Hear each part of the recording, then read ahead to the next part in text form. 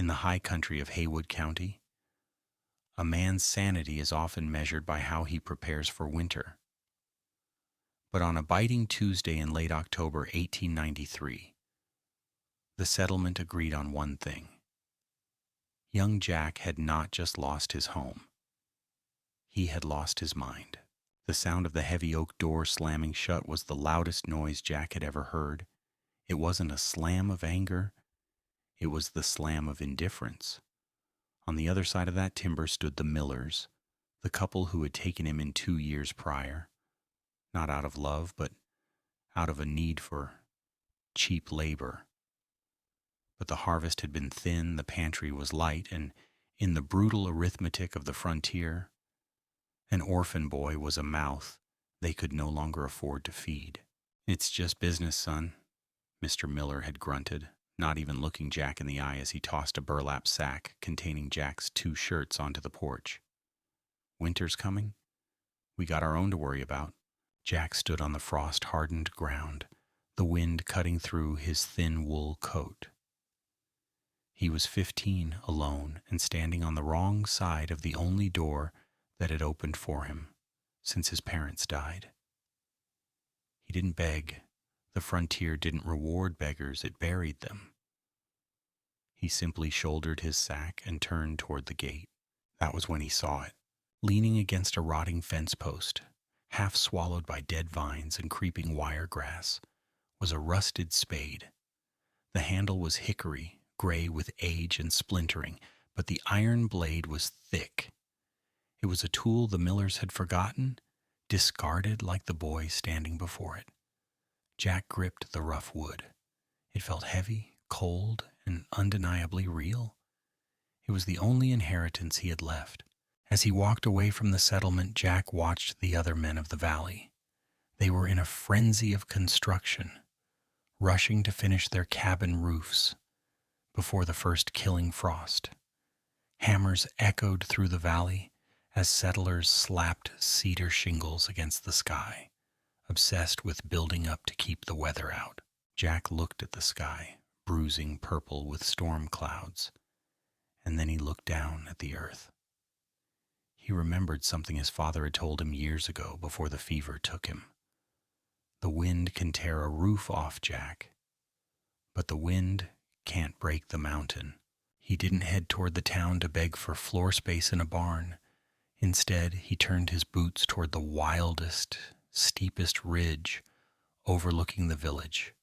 It was a desolate patch of scrub oak and granite, useless for farming, which was exactly why no one claimed it. When he reached a flat spot tucked against a limestone outcrop, Jack didn't reach for an axe to fell trees. He gripped his rusted spade and drove it into the soil. From the valley floor, Arthur Cole, the region's self-appointed intellectual, spotted the boy through his spyglass. "Would you look at that?"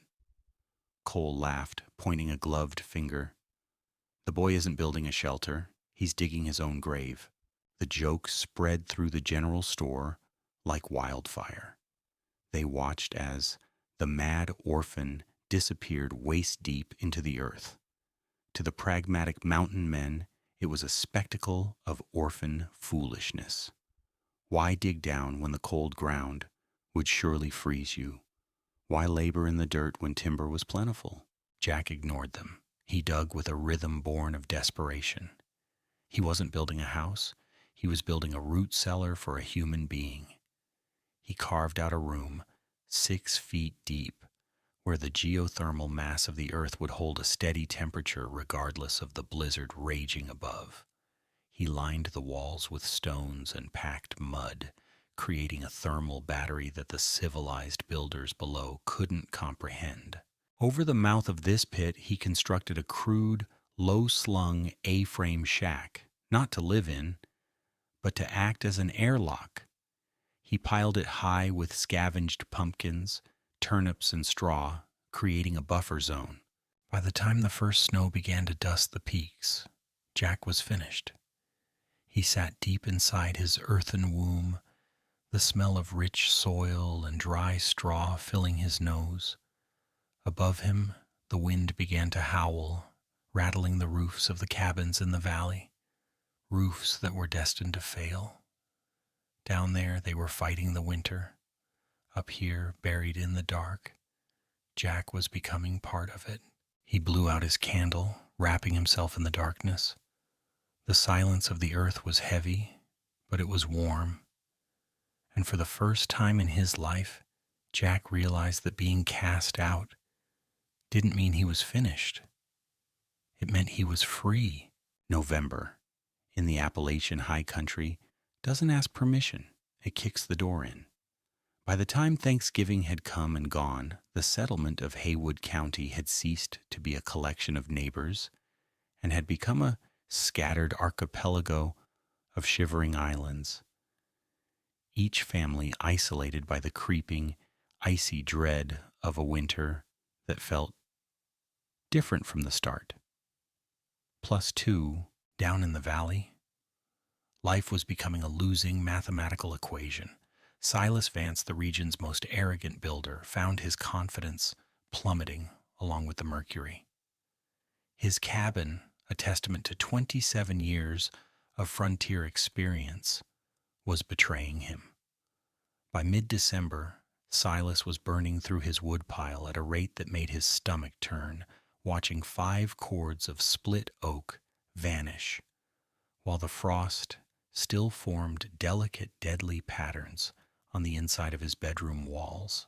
The heat from his massive stone hearth was doing exactly what physics dictated, rising straight up, punching through the single layer of cedar shingles, and disappearing into the starving mountain air. Plus 3, but 300 yards up the ridge, in the grave that the town had mocked, a different story was being written. Jack didn't have a hearth. He didn't have a chimney that roared with fire.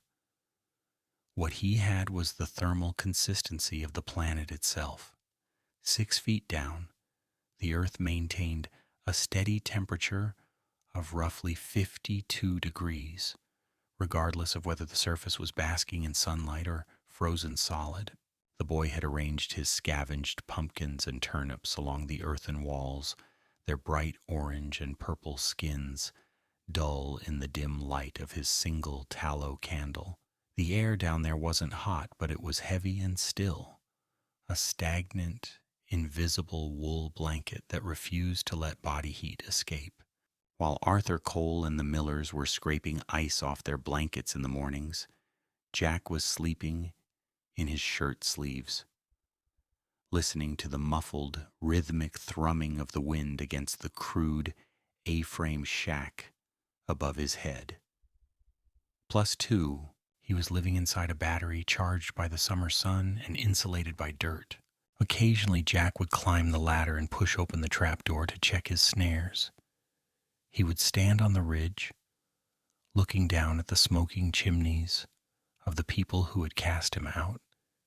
He saw the frantic activity at the Miller place, his old home.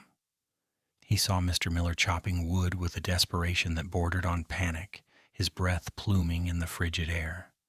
Jack felt a strange, hollow ache in his chest, not regret, but a sharp realization of the fragility of their world.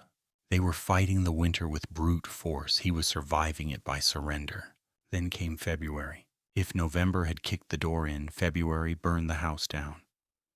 The morning of February 3rd, 1894, arrived with a silence that experienced mountain men recognized as a death sentence. It wasn't the peaceful silence of a snowfall. It was the vacuum of a held breath.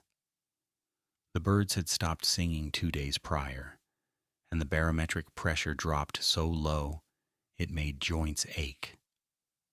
Plus 2, by noon, the sun vanished behind a wall of steel-gray clouds that looked less like weather and more like a bruise spreading across the horizon. And then the great Appalachian Blizzard unleashed its fury. It didn't start with a drift. It started with a scream. The wind tore down from the Ohio Valley, accelerating through the passes until it hit 90 miles per hour. a sonic assault that rattled teeth and shook the foundations of every structure in the county. Visibility dropped to absolute zero. If a man held his hand out in front of his face, the horizontal snow erased his fingers. +1, but the true killer wasn't the blindness. It was the cold. The temperature plummeted to 34 degrees below zero. At that extremity, the wind chill was a physical weapon. Exposed flesh would freeze solid in under 2 minutes. +1. Inside the Miller cabin, the situation shifted from desperate to catastrophic.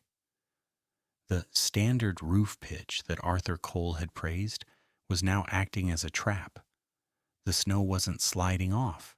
It was accumulating. By the 4th day of the storm, the snow load on the roofs in the valley had reached 5 feet, exerting a crushing pressure of over 55 pounds per square foot.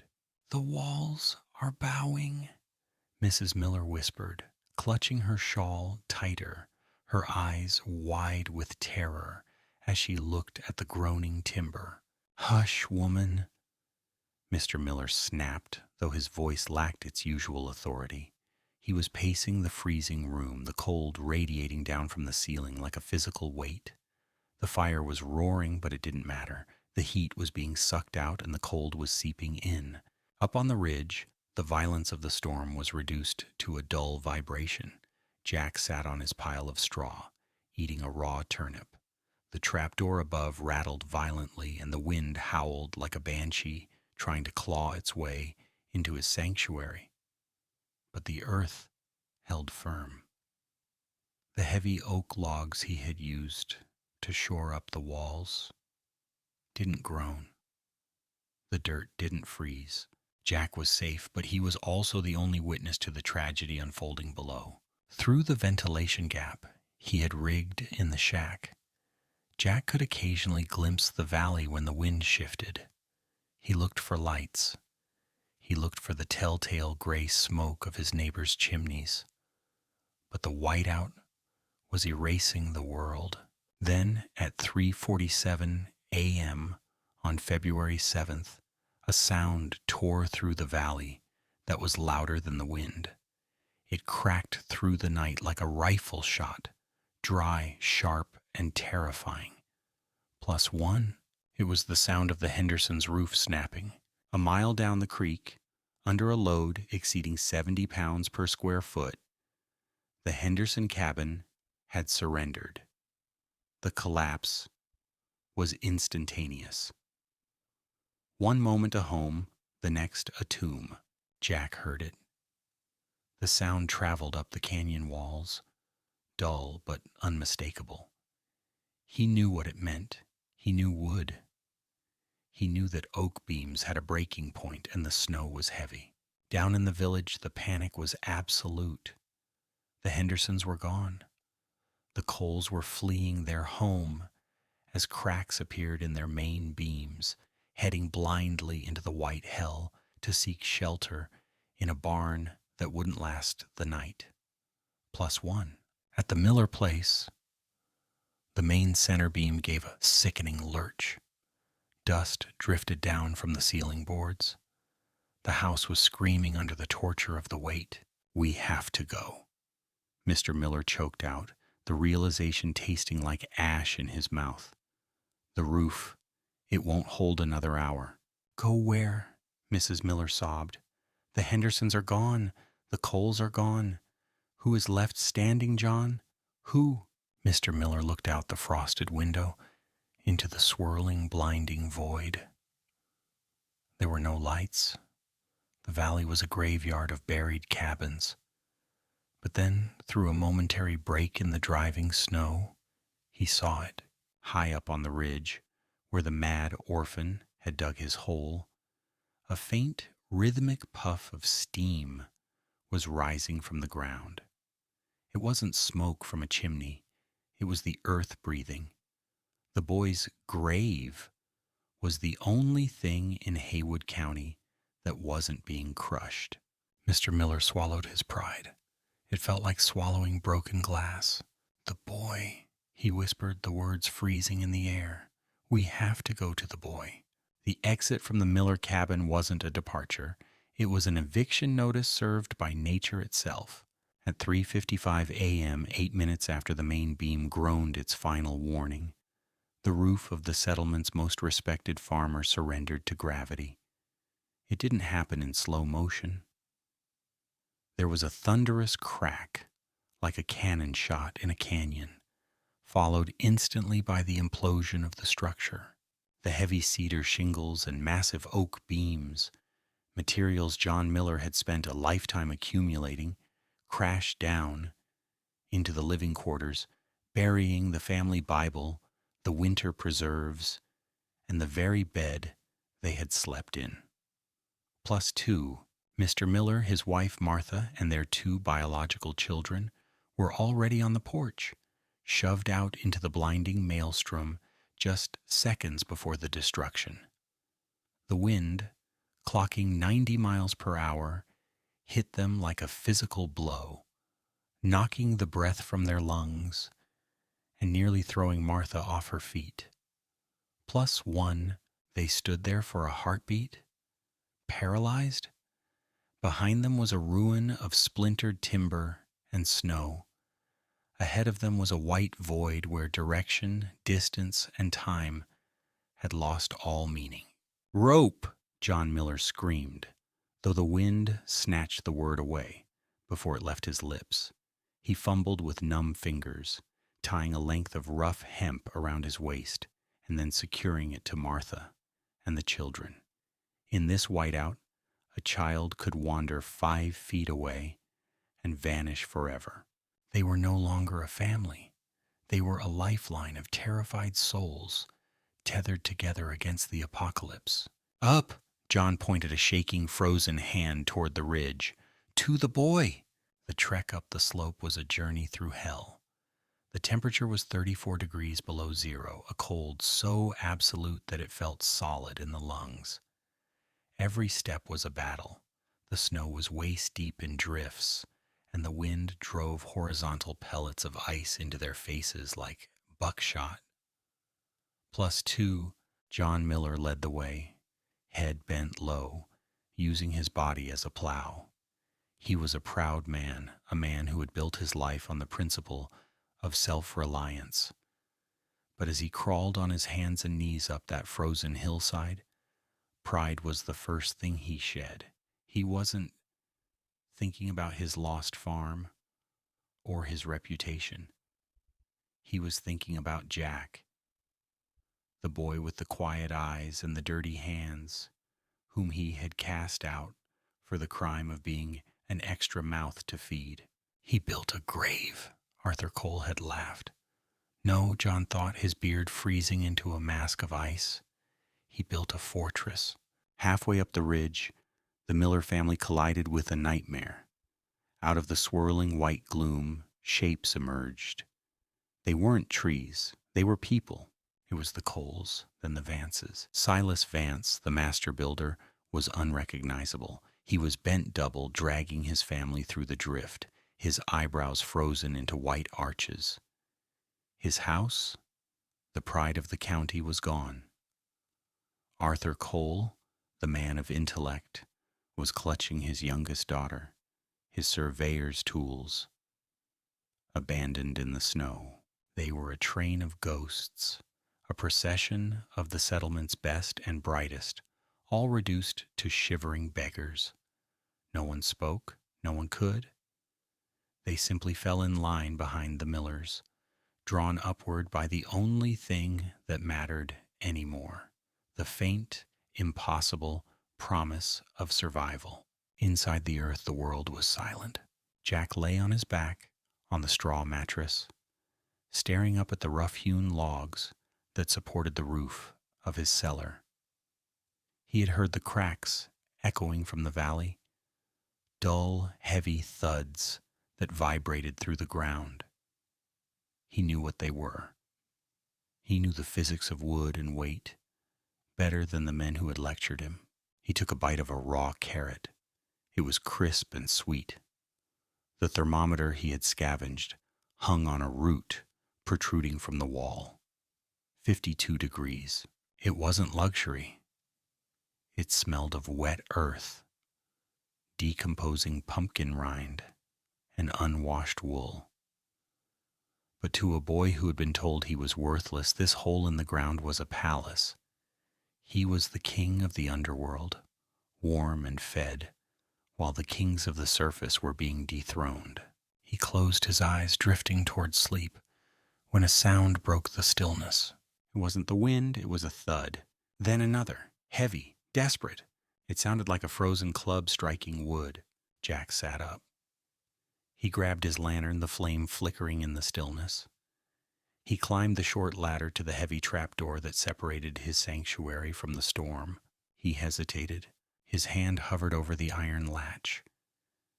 He remembered the slam of the miller's door. He remembered the jeers at the general store. Why should I open it? The thought was sharp and bitter. They wanted the winter. Let them have it. But then the knocking came again, frantic, weakening, the sound of a creature scratching at the gates of life. Jack swore softly, a curse he had learned from his father, and threw the latch. He pushed the trapdoor up. The violence of the storm tried to invade instantly. Snow swirled down into the shaft, hissing as it hit the lantern glass. But what stood in the opening stopped Jack's heart. It was a snowman, a creature of ice and rags. It took Jack a moment to realize the eyes staring down at him, red-rimmed, wild and terrified, belonged to John Miller. "Jack!" The voice was a cracked whisper, barely audible over the screaming wind. "Please." Behind Miller, Jack saw faces. Dozens of them. A huddle of shivering humanity stretching back into the white void. They looked at him not with scorn, but with a reverence usually reserved for priests or saviors. Jack didn't ask questions. He didn't demand an apology. He looked at the frozen rope tied around Miller's waist, leading to the children he used to play with. "Get in," Jack shouted, his voice cracking. He stepped back, widening the gap to the underworld. "Get them all in, now." As the Millers tumbled down the ladder and into the cellar, the laws of thermal shock took over. The moment they hit the 52-degree air, steam instantly rose from their frozen wool coats, creating a thick, human fog in the amber light. Mrs. Miller collapsed onto the straw, weeping uncontrollably, not from grief, but from the agonizing, burning pain of blood returning to her fingers. John Miller stood dripping on the packed dirt floor, shaking so violently it looked like a seizure. He looked around the room. He saw the stacks of pumpkins. He saw the dry walls. He felt the stillness. It's warm," Miller stammered, his teeth chattering. "How is it warm?" "It's just dirt, Mr. Miller," Jack said, handing him a rough blanket. "Just dirt and physics." But before Miller could answer, the trapdoor groaned again. Silas Vance was coming down. Then the coals. The grave on the hill was rapidly becoming an arc, and Jack realized with a sinking feeling that his solitary winter was over. He wasn't just a survivor anymore. He was the captain of the only lifeboat left in the ocean of white, and the storm was far from done with them. The transformation of Jack's root cellar from a solitary sanctuary into a refugee camp happened in a chaotic, steaming blur. By the time the last of the survivors, the widow Patterson and her 3 terrified cats, had been pulled down the ladder, the dynamic inside the earth had shifted from peaceful isolation to a visceral, claustrophobic struggle. The cellar, roughly 12 feet by 12 feet, was designed to hold turnips, pumpkins, and 1 quiet boy. It was now holding 27 people. The immediate sensation was the smell. It wasn't just the damp, earthy scent of the soil anymore. It was the pungent animal odor of wet wool, unwashed bodies, fierce sweat, and the sharp metallic tang of adrenaline. The air, once cool and still, began to thicken. The thermal shock that had saved them was now working in overdrive. The collective body heat of the refugees was rapidly raising the temperature. What had been a crisp 52 degrees was climbing toward a stifling 70, turning the earthen room into a humid, human sauna. Jack stood near the ladder, his back pressed against the cold dirt wall, watching his village. These were the people who had walked past him for months, looking through him as if he were made of glass. Now, stripped of their cabins, their land, and their pretenses, they looked small. Silas Vance, the man whose booming voice usually dominated the general store, was sitting on a pumpkin, his head in his hands. He was shivering, not from cold, but from the shock of watching his life's work implode. Arthur Cole was meticulously wiping fog from his glasses, over and over, a nervous tick that betrayed his shattered intellect. The silence didn't last. As the blood returned to frozen limbs, the pain arrived. A cacophony of moans and weeping filled the small space. Children were crying, hungry and confused. "We need space," Silas Vance suddenly barked, his old authority trying to assert itself. He stood up, though he had to stoop to avoid hitting the low log beams. "This is too tight. We need to organize. Move those pumpkins out.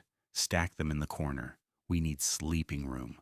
He reached for a stack of Jack's winter supply, the orange Hubbard squashes that were meant to keep Jack alive until March. "Don't touch them." The voice wasn't loud, but it cut through the humid air like a paring knife. It was Jack. Silas turned, blinking, as if surprised the furniture had spoken. "Boy, we have women and children sleeping in the dirt. We need to make room." "Those squashes aren't furniture, Mr. Vance," Jack said, stepping away from the wall. He didn't look like a castaway anymore. In the amber light of the lantern, with the dirt on his face and the spade still within arm's reach, he looked like the landlord. "That's breakfast, lunch, and dinner for the next month. You move them, you bruise them, you bruise them, they rot. They rot, we starve." Silas bristled, his face flushing. "Now listen here, son." "No, you listen," Jack interrupted, his tone flat and pragmatic. "Up there, you're the builder. You know roofs, you know shingles. But down here, you're just a guest. This is a root cellar. It breathes differently. You stack people wrong, you block the airflow. You move the food wrong, it spoils. We don't have 20 cabins anymore, Silas. We have one hole, and my rules keep the hole alive." The room went dead silent. Mr. Miller, huddled in the corner with his family, looked up. He expected Silas to explode. Silas was a man of pride, a man who threw punches over boundary lines. But Silas Vance looked at the low ceiling, then at the dirt walls, and finally at the 17-year-old boy who had outsmarted the winter. The fight drained out of him. He nodded slowly and sat back down on the pumpkin. "You're right," Silas muttered, his voice rough. "It's your dirt, Jack." Jack didn't gloat. He didn't smile. He just grabbed a knife and picked up a turnip. "We eat the bruised ones first," he announced to the room. "Pass them around, small bites. Chew it slow. We don't know how long the snow lasts." For the next 2 days, the cellar existed out of time. There was no day or night, only the rhythmic cycle of sleeping, eating raw vegetables, and listening to the storm rage above. The wind hammered the ground, a constant dull vibration that felt like a train passing overhead forever. But the real enemy wasn't the hunger or the cramping muscles, it was the chemistry. By the evening of the second day, or what Jack assumed was evening, the atmosphere in the cellar had changed. The air felt heavy, like syrup. People were becoming lethargic. Babies stopped crying and simply slept. Old Mrs. Henderson was complaining of a headache that hammered behind her eyes. Jack was sitting near the lantern, whittling a piece of kindling. when he noticed the flame. It wasn't flickering from a draft, it was shrinking. The bright yellow tongue of fire had turned into a weak, blue, ghostly hovering above the wick. It was gasping. Arthur Cole noticed it too. He crawled over, his eyes wide behind his spectacles. "The oxygen," Cole whispered, the color draining from his face. "Carbon dioxide buildup. We have too many lungs in too small a box." Jack looked up at the vent, a hollowed-out log he had run through the roof of the entryway shack. It was designed to pull fresh air in. "The vent's blocked," Jack said, standing up. The lethargy instantly hit him. His head swam and his knees felt weak. The snow must have drifted over the shack. We're being buried. "If that flame goes out," Cole said, his voice trembling, "we don't wake up. We just drift off." Panic, sharp and electric, spiked in the room. People began to scramble, which only burned the precious oxygen faster. "Sit down," Jack roared. It was the loudest he had ever spoken in his life. "Everyone stay still. You're burning air." He grabbed the ladder. "Silas, Mr. Miller, I need you." The three of them crowded the bottom of the shaft. The trapdoor was heavy oak, and above it lay God knows how much snow. Jack unlatched it and pushed. It didn't budge. It felt like pushing against a mountain. "It's packed tight," Jack grunted, sweat stinging his eyes. The wind drove it hard. "We have to open it," Silas rasped, coughing. "We have to clear the vent from the outside." "If we open this door," Miller warned, "the snow comes in. It could fill the shaft. Block us in for good." "Better buried than suffocated," Jack said. "On three. We shove. We don't stop until we see sky. 1, 2, 3. 3 generations of Haywood County men, the builder, the farmer, and the orphan, threw their shoulders against the wood. They groaned, their boots slipping in the dirt. The door creaked, cracking a fraction of an inch. Ice-cold air hissed in, sweet and sharp. But with it came the weight. "Push!" Silas screamed, the veins in his neck bulging. They heaved upward, a primal exertion of survival. The door flew back, and an avalanche of white poured into the shaft, burying them to the waist instantly. But Jack scrambled up the pile, clawing through the drift. He punched his gloved hands upward, thrashing against the suffocating weight. His hand broke the surface. He didn't see the sun. He saw black night and swirling snow, but he felt the wind.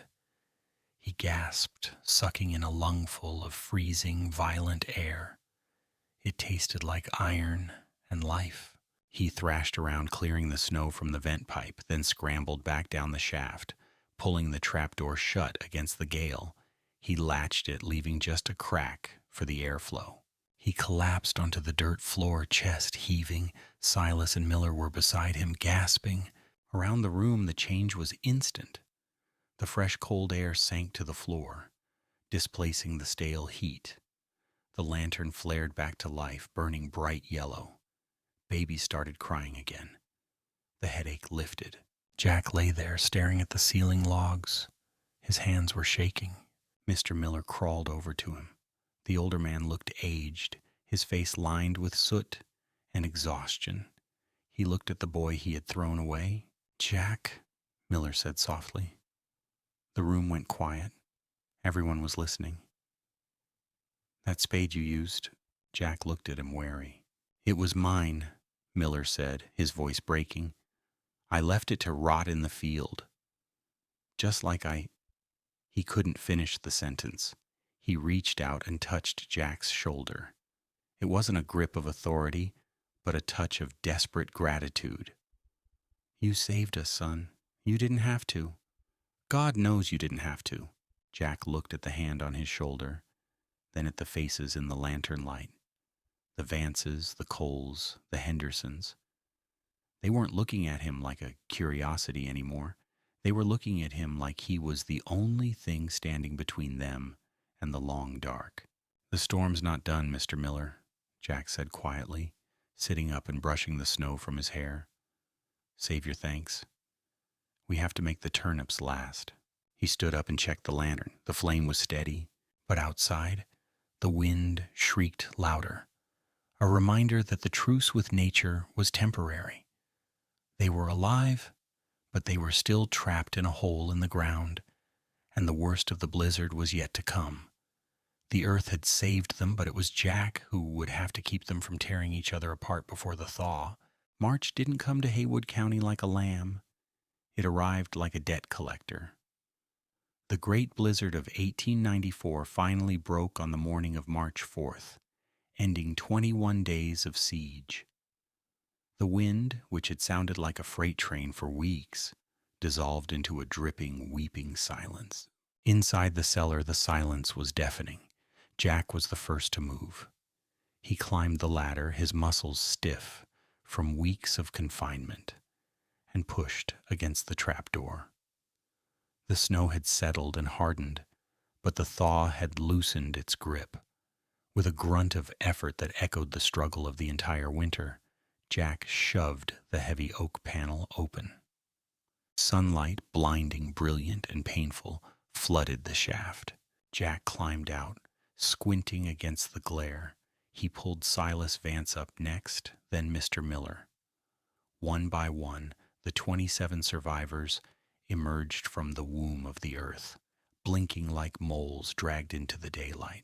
What they saw stopped the breath in their throats. The valley below looked like a war zone.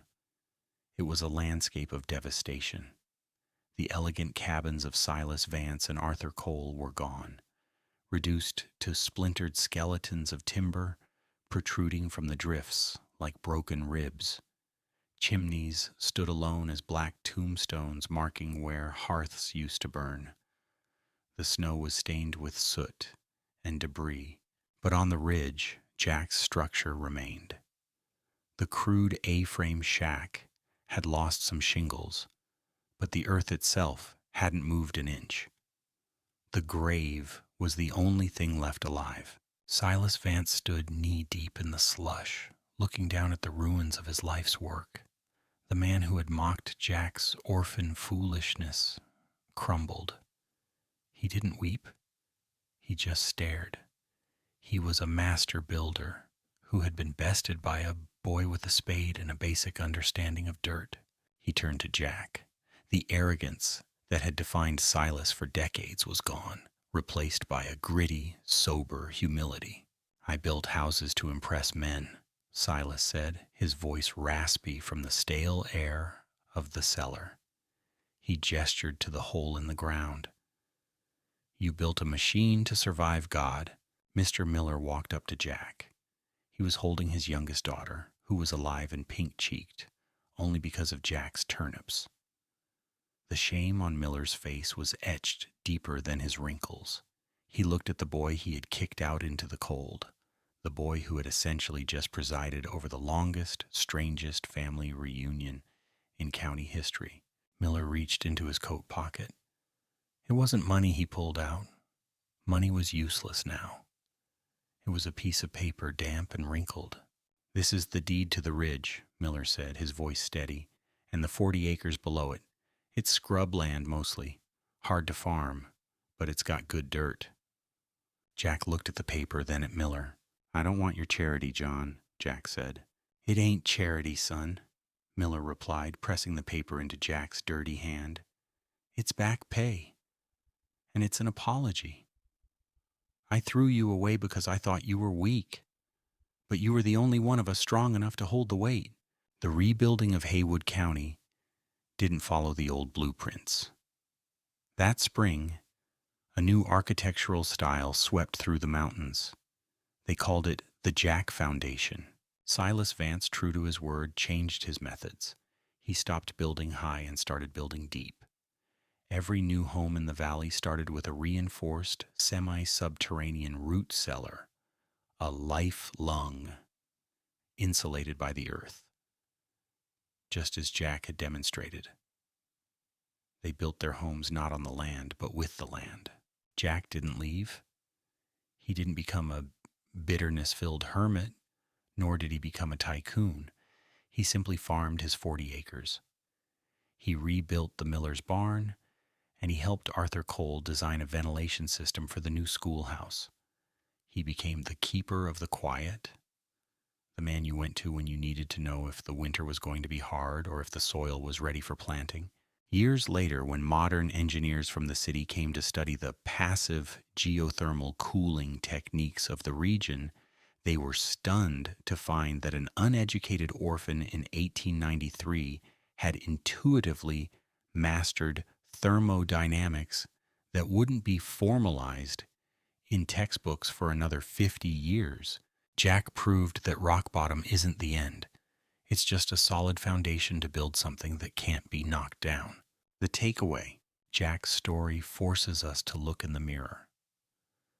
We live in a world obsessed with the shiny, the new, and the visible. We build our lives like Silas Vance's cabin, tall, impressive, and fragile. We focus on the roof appeal while neglecting the foundation. But when the storm comes, and the storm always comes, the things that save us aren't the things we show off on Instagram. It's the deep, unglamorous, dirty work we've done in the dark. It's the savings account we didn't touch, the skills we quietly mastered, the relationships we nurtured when it wasn't convenient. So here is my question for you. In your life right now, are you building a roof to impress your neighbors? Or are you digging a cellar to survive the winter? What is the rusted spade in your hand that you've been ignoring because it doesn't look like a shiny new tool?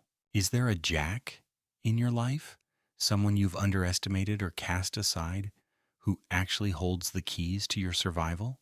Let me know your thoughts in the comments below. I read every single one. If you believe that true strength is often silent and that history holds the blueprints for our future, smash that subscribe button and ring the bell. We have more archives to open, more forgotten American stories to dust off, and you won't want to miss what we find next. Stay grounded, stay prepared, and I'll see you in the next one.